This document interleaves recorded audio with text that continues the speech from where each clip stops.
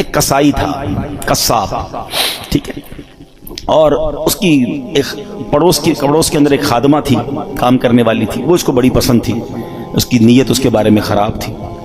تو ایک دن وہ کہیں جا رہی تھی تو یہ بھی اس کے پیچھے پیچھے ہو لیا۔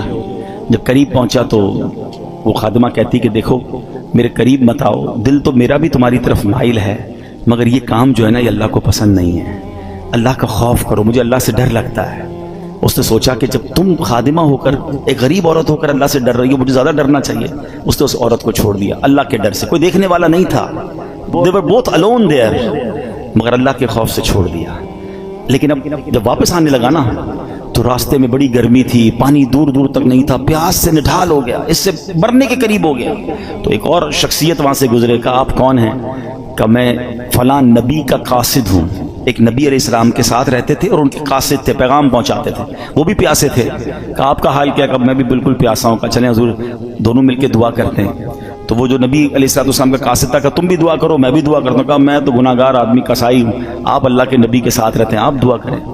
انہوں نے دعا کی، انہوں نے آمین کہنا شروع کی۔ تھوڑی دیر ہوئی تو ایک بادل آیا، بڑا کالا سا، بڑا ٹھنڈی ہواؤں والا۔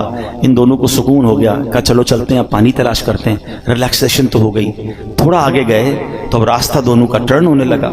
تو جو اللہ کے نبی کے قاصد تھے وہ مثال کے طور پر رائٹ ٹرن ہوئے، یہ کسائی کو لیفٹ ٹرن ہونا تھا، یہ قصاب لیفٹ ٹرن ہوا، بادل اس کے ساتھ جانے لگ گیا۔ اللہ کے نبی کے قاصد نے کہا تم تو کہتے تھے عام سا آدمی ہوں، کوئی نیک عمل نہیں، تمہارے ساتھ تو بادل جا رہا ہے۔ کہا واقعی کوئی نیک عمل نہیں ہے، بس آج ایک واقعہ ہوا، گناہ کرنے جا رہا تھا، میں تو غلط آدمی ہوں، برا کام کرنے گیا تھا۔ ہاں یہ بات ضرور ہے کہ موقع ملا تو اللہ کا خوف آ گیا، میں اس لیے پیچھے آ گیا۔ وہ اللہ کے نبی کے قاصد کہتے ہیں کہ توبہ کرنے والوں پر رب ایسے ہی انعام فرماتا ہے۔ آئے ہائے، ہم گناہ کریں، اسے ناراض کریں اور توبہ کر لیں تو وہ کیسے معاف فرماتا ہے۔